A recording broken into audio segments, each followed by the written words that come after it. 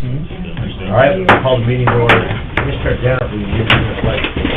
I pledge allegiance to the flag of the United States of America and to the republic for which it stands, one nation under God, indivisible, with liberty and justice for all. Thank you. Good morning, everyone. First item on the agenda is to approve our agenda. Second. Motion by Weiss, second by Denner. All in favor signify by saying aye. Aye. Opposed, nay. Motion carries. This time we'll open the meeting up for any public comment. Anyone wish to address the commission this morning on any issue that's not on the agenda? No, I'm not. I come Are you here to address the Yep, commission? I am. Okay, good morning. Tell us who you are, please. I'm MJ Lunsman. I am the wife of the Brown County Sheriff, and recently, there has been, I'm actually here today to set the record straight to the public, that last week after the commission meeting that you guys had, my husband was called by Austin Goss, the reporter. It was just a short time after executive session ended. And he is with the Dakota Scouts. And he stated that I was cleared of all wrongdoing and the sheriff's office was cleared of all wrongdoing. But in the paper, he states that I was cleared to go back to work.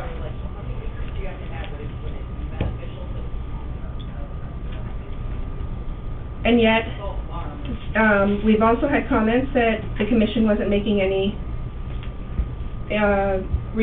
relieving the report to us, giving the report to us, and yet supposedly a comment was stated that they were still analyzing the report and had no further comment. My question is how did this reporter know that I was cleared of wrongdoing and that the sheriff's office was cleared of wrongdoing when I couldn't even get the report? My husband requested the report, the sheriff. That was something that was stated in an executive session. And I know that, yep, there are people that know who are friends with the individuals here. And if you're not one that leaked it from the executive session, I would be asking, who did that leak?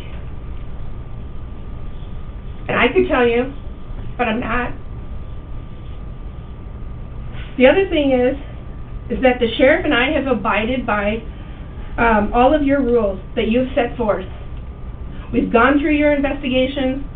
I've had my name smeared in the paper. I can only imagine for what political gain, with I don't know who and for what. I've been put through hell when I was accused of drawing blood without a warrant. While I don't deny that I did that draw, I could have never done that blood draw if the officer, the Aberdeen Police Department, would not have given me the blood tube. It is up to it's the responsibility of law enforcement to obtain the warrant and the blood tube until that warrant is obtained or granted. But it was communicated to me that it was. He had the warrant.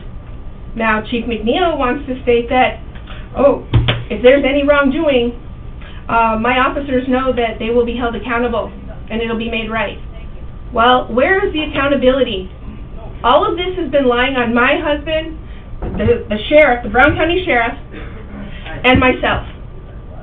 The media also wants to portray that it is so egregious for me to be working at the sheriff's office when you guys have no problem appointing the state's attorney, Carly Goodwin, to be state's attorney, our Brown County Sheriff, or Brown County state's attorney, to oversee her own stepsister, Carla. But the media wants to make it such a big deal that I'm working at the sheriff's office. That's how they portray it. I've done nothing but try to make the sheriff's office a better place. I've created I volunteered there creating the trick-or-treating passport. I have done an incentive program. I have done all sorts of things voluntarily, and I was volunteering to do a curriculum for free. And now the sheriff his hands have been tied to where he's now been forced to hire me so he can get this training program going. But the media wants to make it seem so terrible that I am working there. Why is there no accountability? Is there accountability for the officers that actually did their wrongdoing? If so, why isn't that been put in the paper? Then, I'm also accused of, being impaired because I had excessive sweating. I have a dry mouth, as I do today, and I carry, where did I put it? A water bottle. So a person of my age, for what I am going through, and people need to know the difference between somebody that is impaired and somebody that is going through menopause. The officers, if they don't know that and they can't communicate that, we have a problem. How would you feel if either of your wives go through menopause, or Lynn, if you end up going through menopause, would you want that out on everybody to know? Because I went through investigation after investigation and question after question.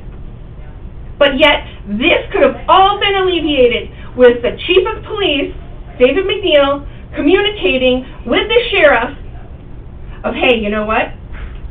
We got this report last night. This is what happened. But you know something? While they observe these things, right now my mouth is dry. And I'm starting to sweat. Go through hot flashes. God forbid. Okay? That is a protected class. And they stated that, I have pinpoint eyes. You know something? I ended up hitting my head, and I have suffered a head injury, and ever since then, I have had pinpoint eyes.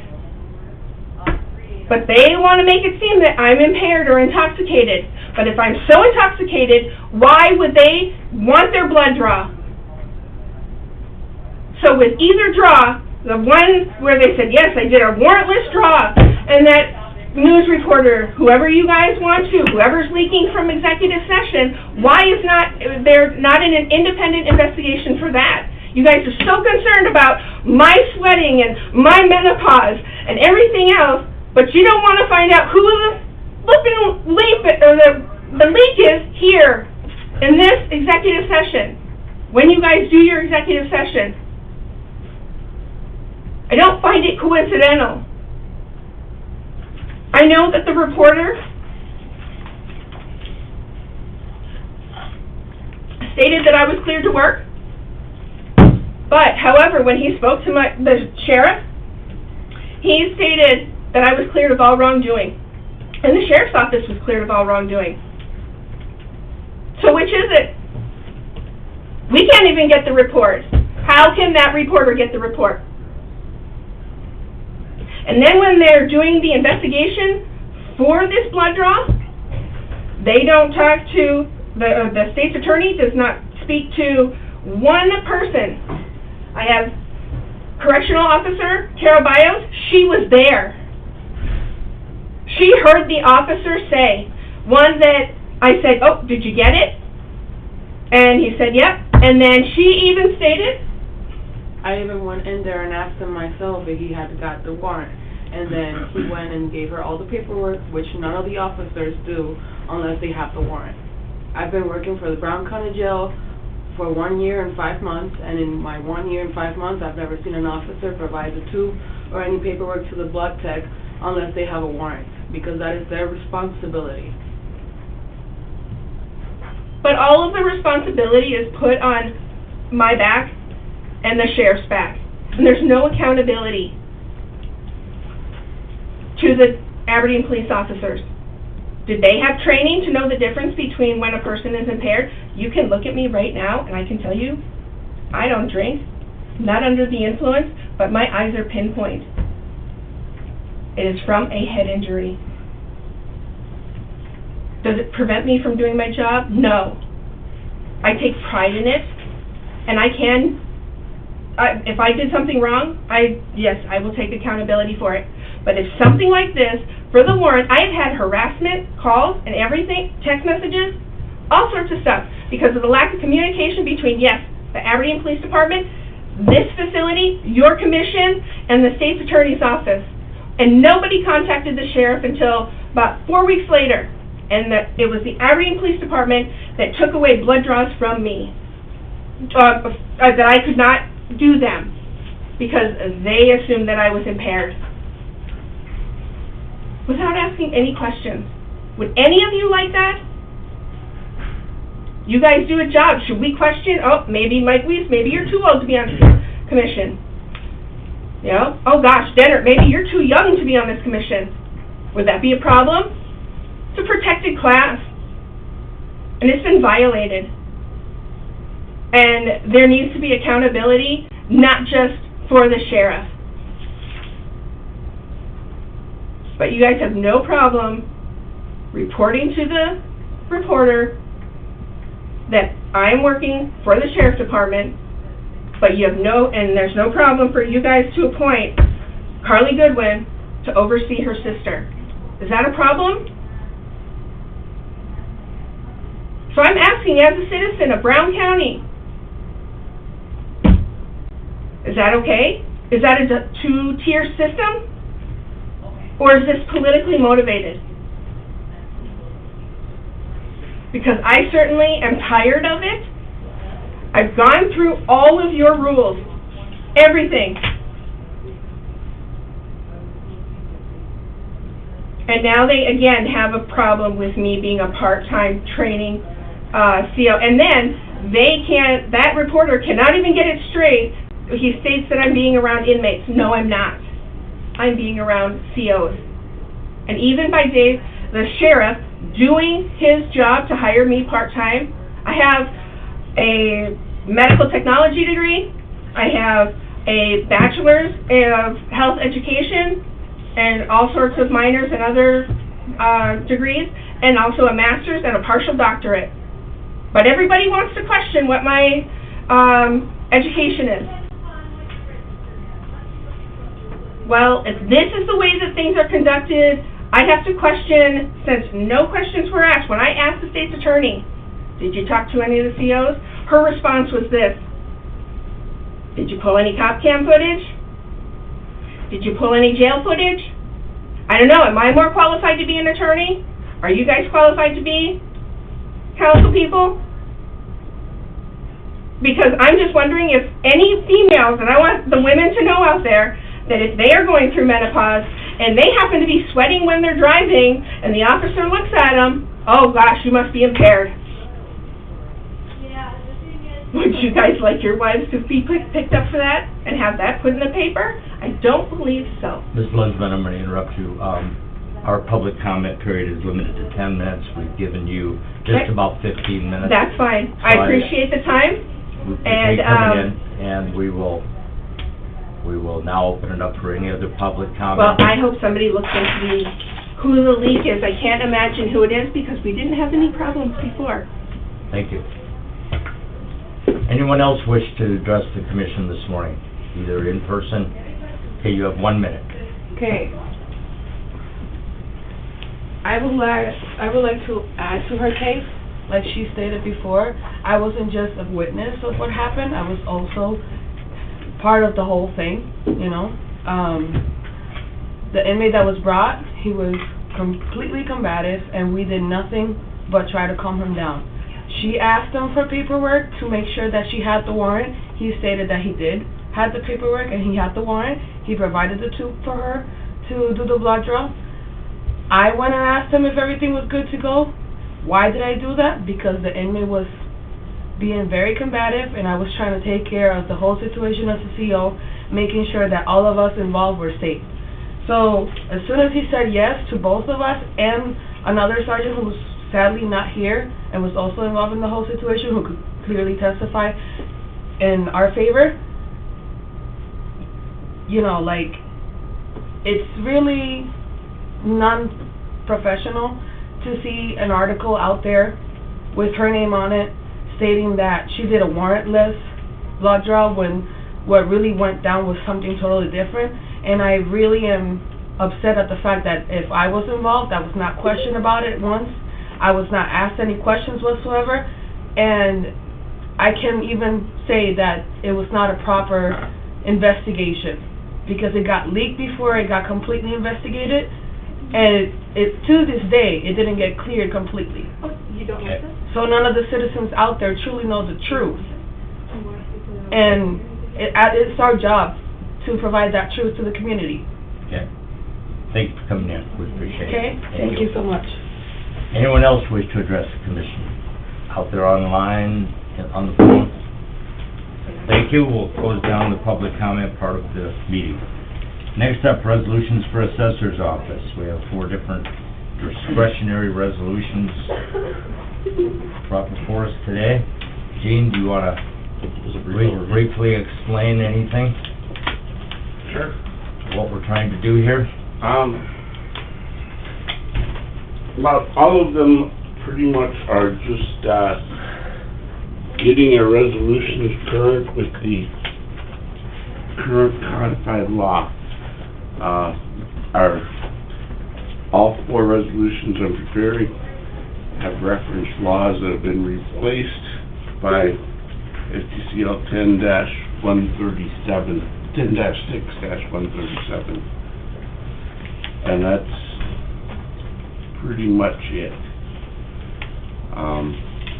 Non-discretionary is one for developers. It's been in place since 2001. It's for development of residential lots of 8 or more lots. What it does is freezes that value at the value it was at the year prior to the year it was platted. If any of those lots are no longer owned by the developer, those individual lots get moved up to full value of their market value, while the remaining still stay at that original value for up to 5 years as long as the developer owns it.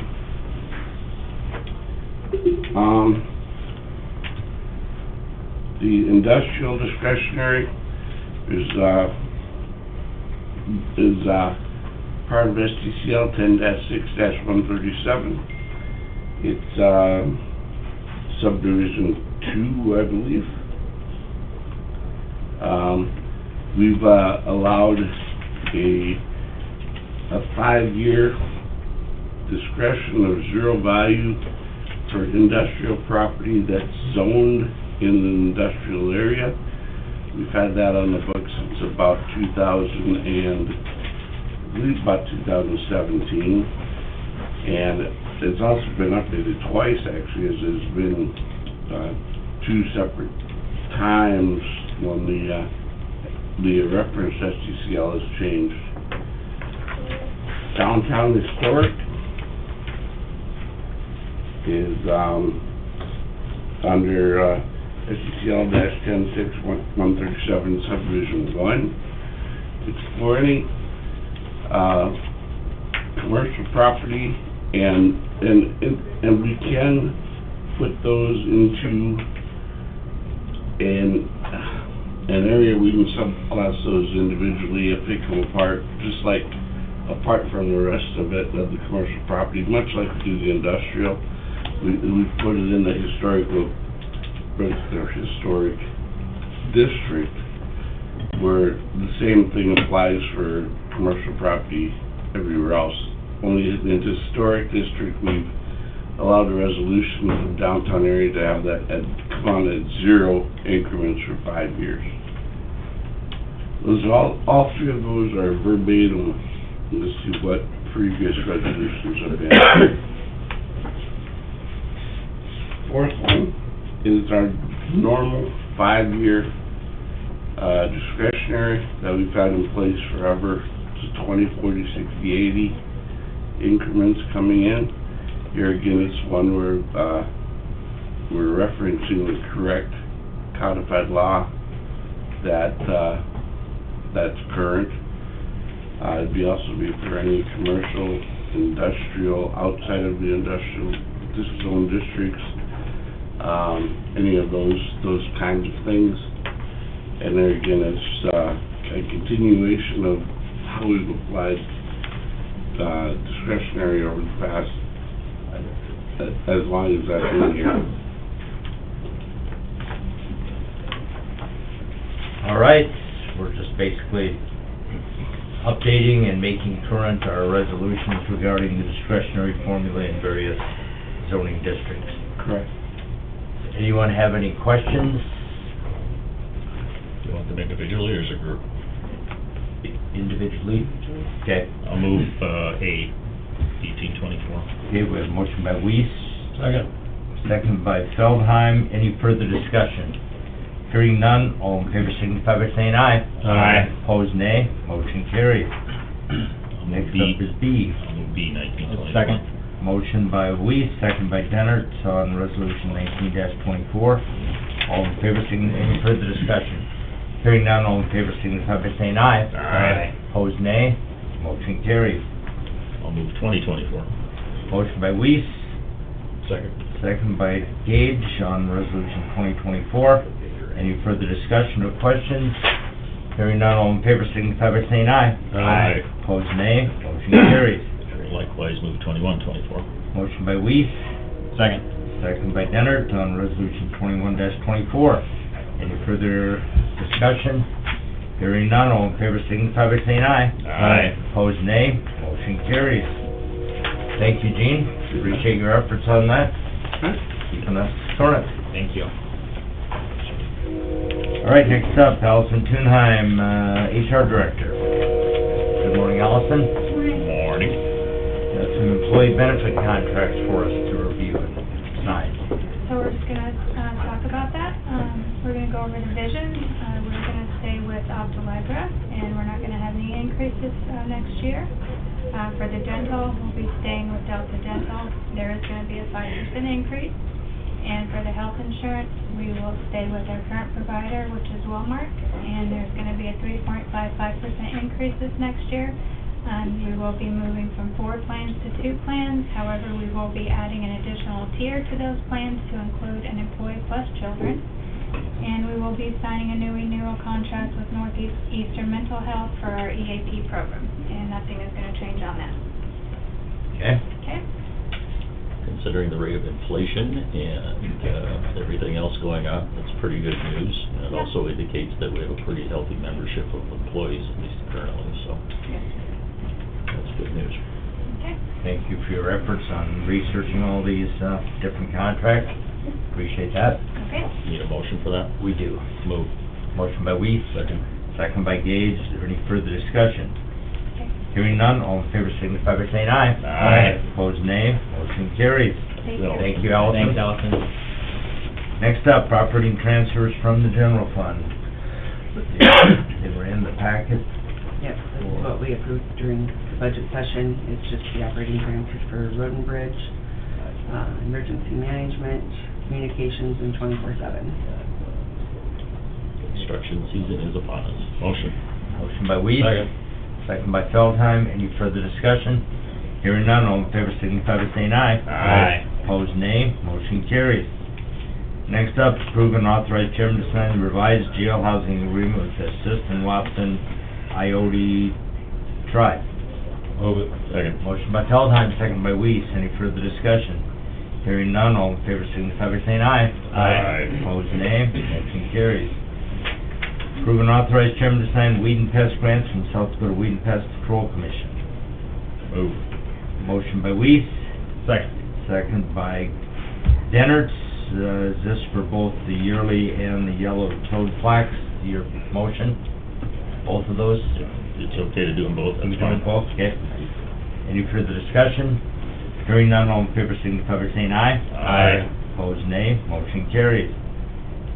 Next up, Dirk Rogers, Highway Superintendent, discuss load limits and department update. Morning, Dirk. Hey, how are you guys? Good Good. morning. Long time no Learning see. anything? Yeah. Yeah, why am I here? Yeah, you got a lot of signs up, you're winning the early sign battle, I'll give you that. That's good. Won the sign. That's right. Everybody good today? We're good. So far? How about you? I'm pretty good. Low limits, I'd like to take them off in the morning, if that's okay with everybody. Okay. And, other than that, I'm just gonna talk about a few things we're gonna start doing here and answer whatever questions you got. Move. Motion by Weiss. Second. Second by You know, Bill Hammond-Denner. Yeah. All, any further discussion to lift load limits on, Wednesday, April 24th? Yep. All in favor, signify by saying aye. Aye. Opposed, nay. Motion carries. We'll start taking them off in the morning, and as soon as the sign goes down, they're off, or it goes up, or however you wanna put that, so. Couple other things we're working on. Well, I'll start with the really good news. You have some? No. So, Road 21 down here, which we're still gonna pave, you know, it's been an ongoing thing. We have a bridge in there over the Jim River, and, you know, it floods sometimes and whatnot. Well, we have a problem with the bridge, and I don't know if you've been down there, but we have half of it's closed. Something came of concern that's unhooked, and we've got folks back, and they've got a plan, and they'll be mobilizing here shortly to repair it. And then I'm gonna do another layer of inspection with an engineer and have them look at it. So the contractor's gonna do the initial fix, and their engineers as well, but just for an extra, I don't like screwing around with bridges when things happen, so, at any rate, we're gonna shorten up the paving down there to stay away from the bridge a little bit, but we're still gonna pave the 3 miles on this end Give them room to work. right away, but I don't wanna be down here messing with this until we get it straightened out. So basically, in another real county-esque way of doing shit, I guess, we're gonna have that bottom 1.5 miles gonna be gravel with the bridge sitting in it. We'll have, the ends will be done. We'll follow up next year, but I don't wanna be down there making that any more complicated. And I don't wanna wait until the bridge is completely done and do the whole thing, and then it falls into something else comes up, and then I'm a bigger liar than I normally am. So I wanna just get that spot on this end done.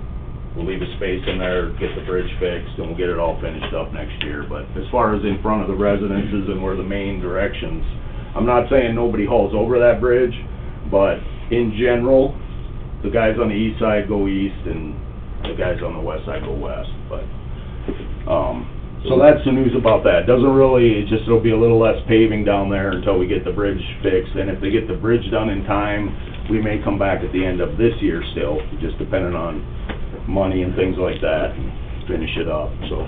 Okay.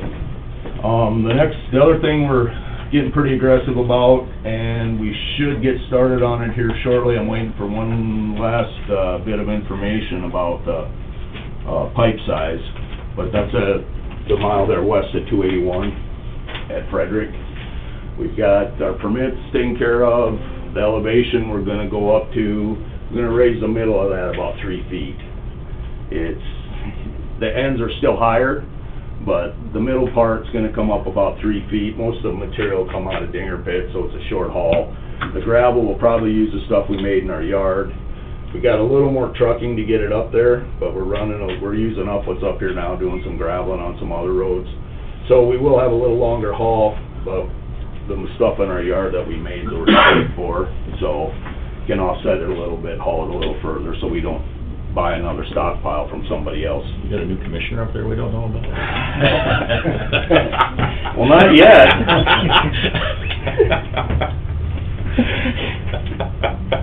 I'm just protecting the interest. You guys are at large. I'm just trying to remember that, you know?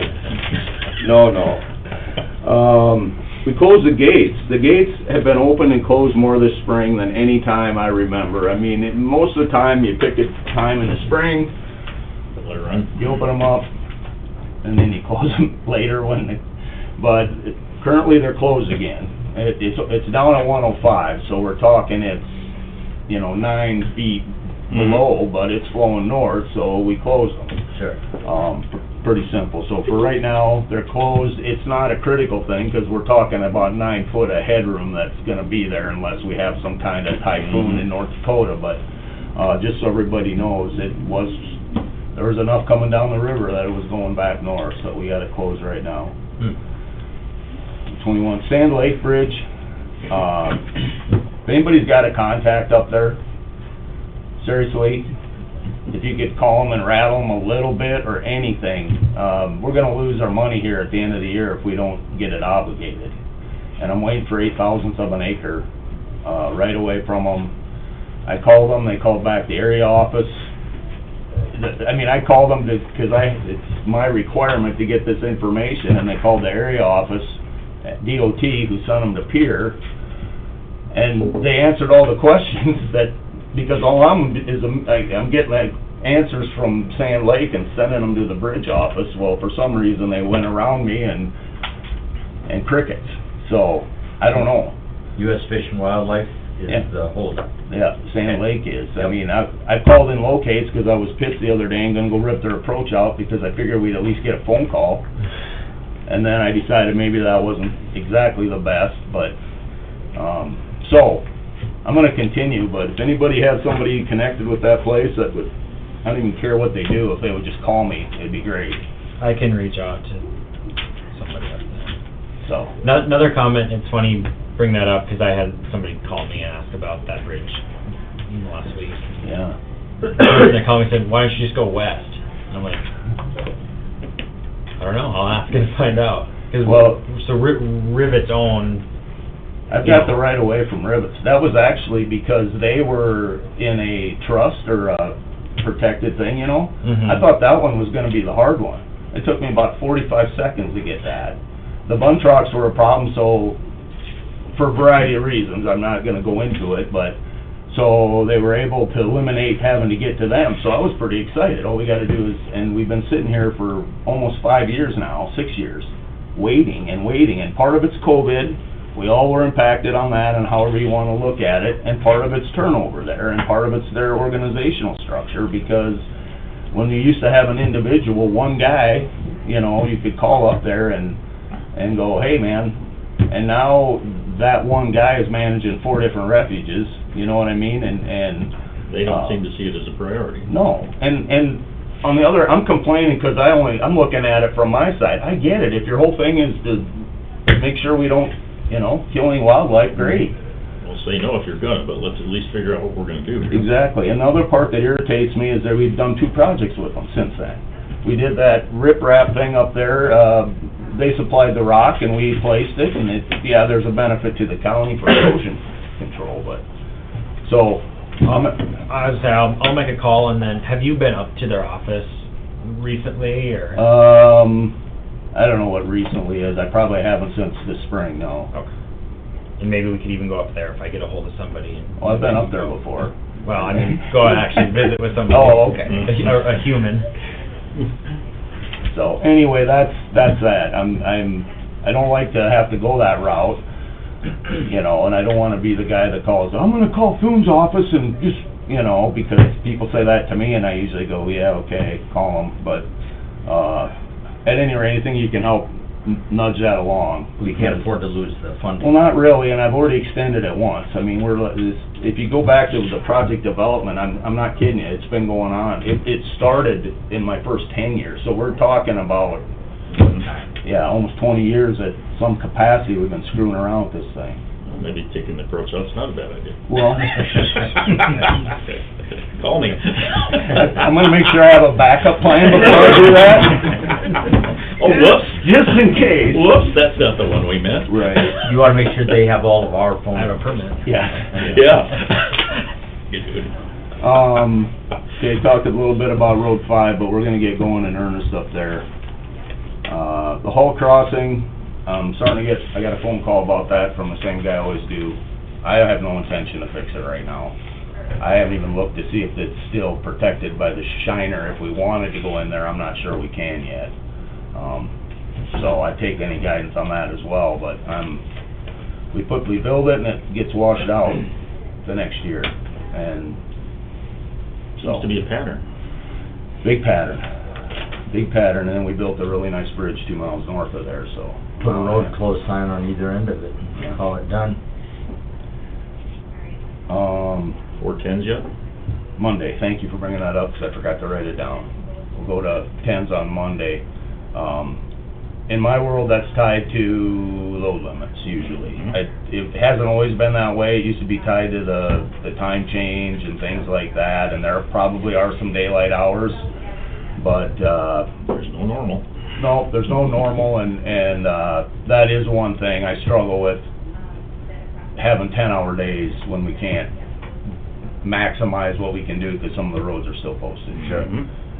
And we've been doing a pretty good job. It's been good because of the winter. You got a lot of stuff done. So when we got to the spring here, we're like, all right, we're really getting out on some things where we can round up some rock piles, and we're actually down hauling on some state highways, doing things like that right now. Checking some boxes off. Yep.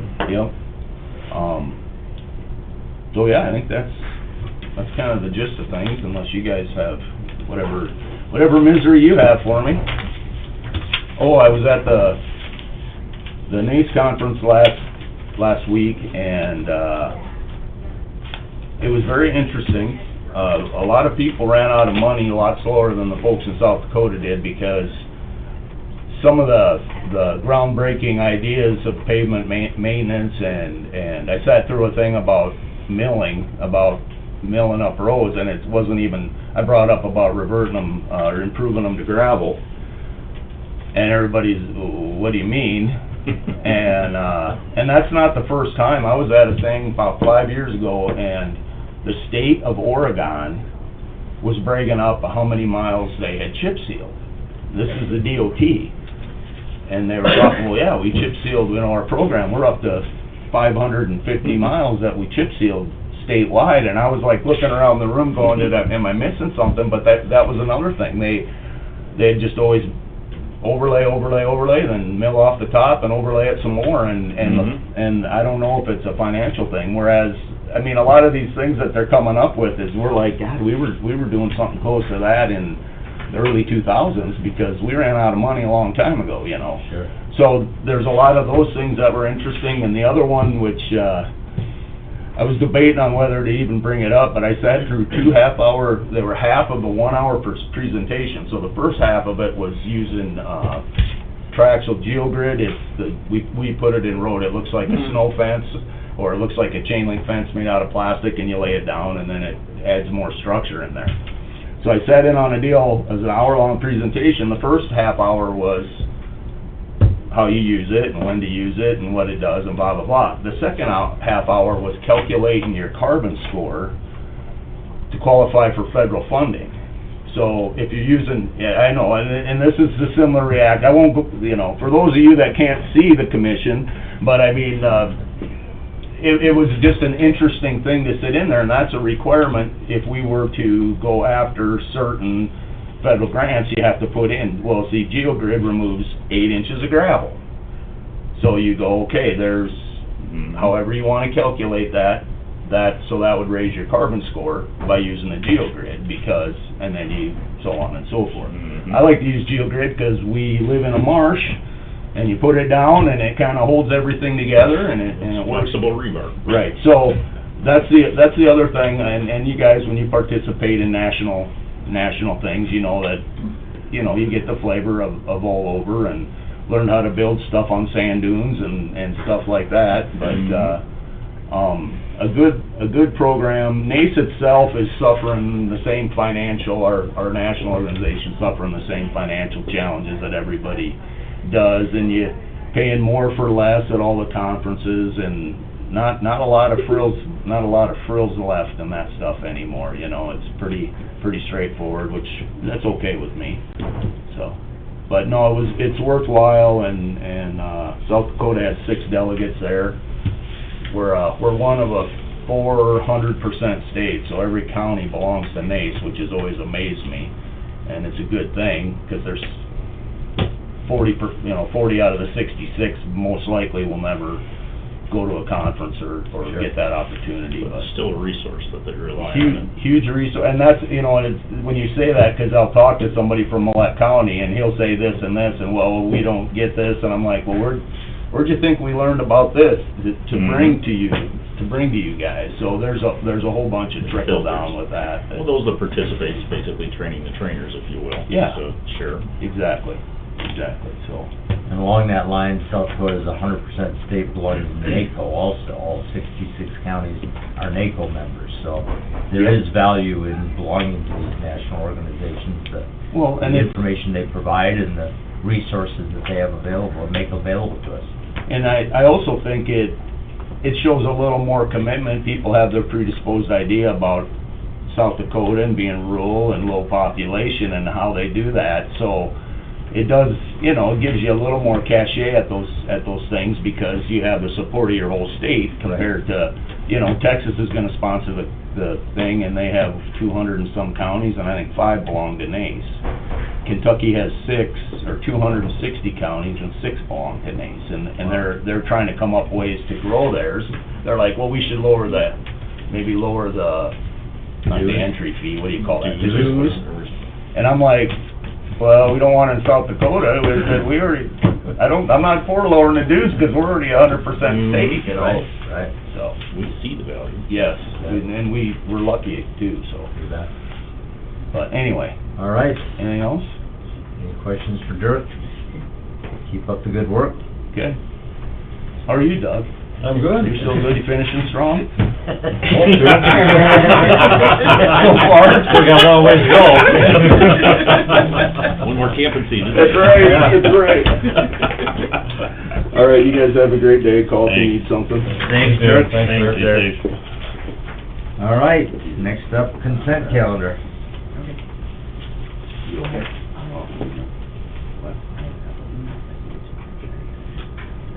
Oh, please, thank you. Okay, approval of the general meeting minutes of April 16th. Move.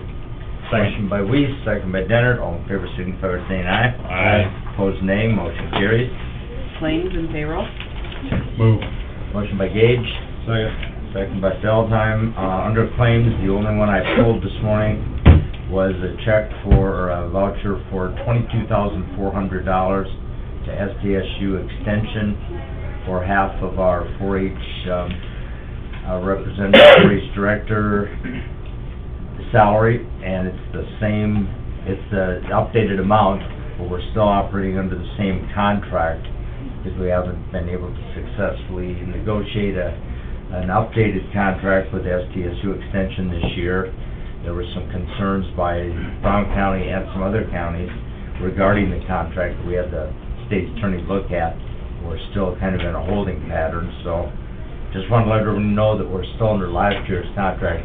Anyone gets approached, so that I did approve the voucher, but I wanted to explain it. So with that, all in favor signify by saying aye. Aye. Opposed, nay. Motion carries. HR report. Move. Second. Motion by Feldheim, second by Weiss. All in favor signify by saying aye. Aye. Opposed, nay. Motion carries. Abatement. Move. Motion by Dennert, second by Weiss. All in favor signify by saying aye. Aye. Opposed, nay. Motion carries. Claim assignments. Move. Second. Motion by Gage, second by Weiss. All in favor signify by saying aye. Aye. Opposed, nay. Motion carries. Zoning ordinance, set the hearing date and authorize advertising. Move. Motion by Weiss, Second. second by Gage.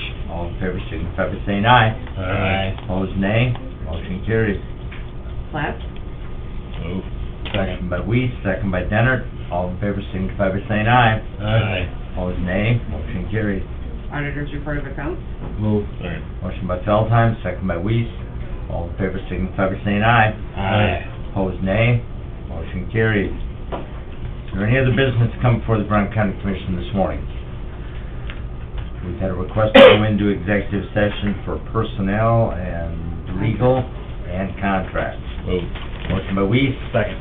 second by Dennert. All in favor signify by saying aye. Aye. Opposed, nay. Motion carries. We are in exec.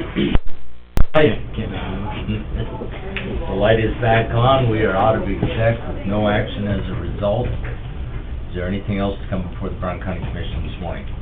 Move to adjourn. Motion by Feldheim, Second. second by Dennert to adjourn. All in favor signify by saying aye. Aye. Opposed, nay. Motion carries. We are adjourned.